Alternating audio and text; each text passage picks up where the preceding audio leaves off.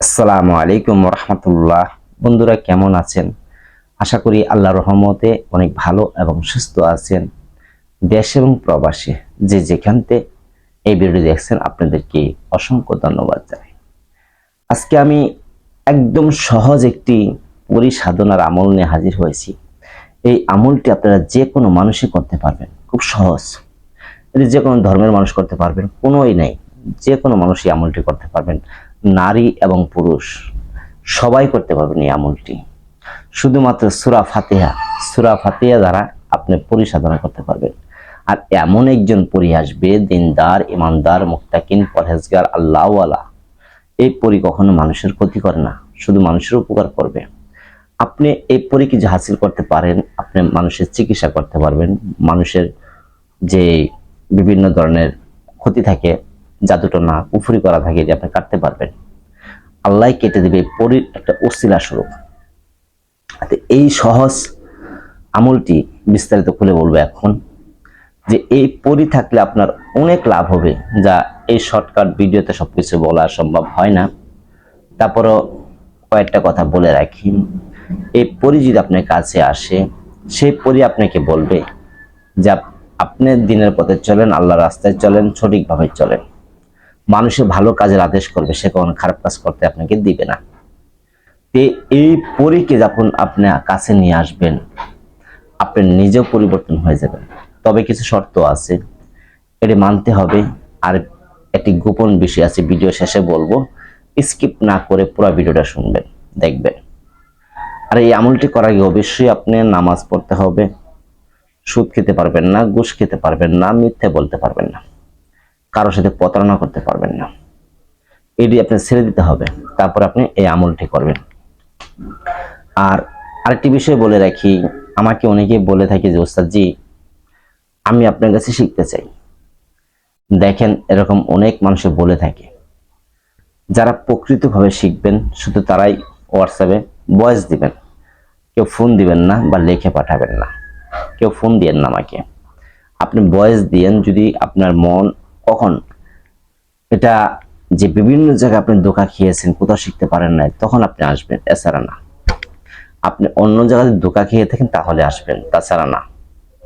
কারণ কষ্ট না করলে কষ্টের মর্ম বোঝা যায় না। আপনি যে কষ্ট করে না আসেন তাহলে বুঝতে পারবেন না, আর যে কষ্ট করে আসেন তাহলে বুঝতে পারবেন। যাই হোক, এই পরীকে কিভাবে সাধনা করবেন, সে দিনটি হতে হবে বৃহস্পতিবার দিন, গত রাত 12টার পর বসতে হবে। আপনার রুমে যদি মানুষ থাকে কোনো সমস্যা নেই, তারা ঘুমানোর পরে আপনি আমল করতে হবে। আপনি কি কি সেদিন লাগবে মনে রাখবেন।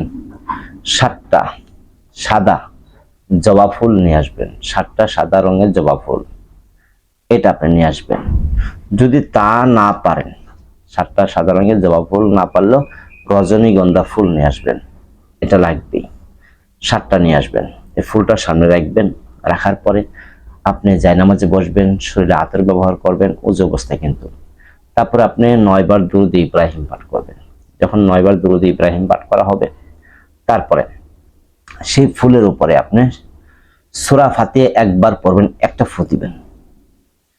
সূরা ফাতিহা একবার পড়ে একটা ফু দিবেন। এভাবে 7টা ফুলের উপর 7টা ফু দিবেন। ফু দেওয়ার পর ওই ফুলটা আপনি যেখানে ঘুমাবেন তার মাথার কাছে একটি বাটি নেবেন, বাটির মধ্যে অল্প একটু পানি দিয়ে ফুলটা রেখে দিবেন। আর কিছু করতে হবে না। রেখে আপনি ডান কাতে ঘুমাবেন, ডান কাতে ঘুমাবেন।